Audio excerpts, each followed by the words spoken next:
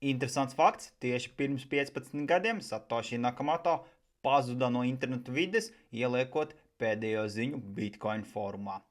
ASV valsts kase turpina atpirkt savu parādu, šoreiz atpērkot 12,5 miljardus ASV dolāru. Izmaiņas kripto numur 1. Privātai grupai būs piekļuva vēl līdz šī gada beigām. No jaunā gada uz nenoteiktu laiku privātā grupa tiek slēgta. Un varu pateikt to, ka vēl līdz 16. datumam tev ir iespēja iekļūt privātajā grupā ar 50% atlaidi.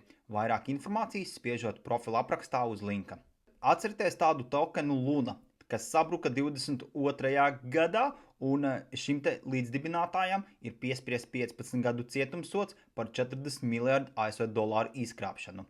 YouTube tagad ASV satura veidotājiem izmaksās arī PayPal stablecoinos, jo platforma sevi integrē kriptovalūtu norēķinu.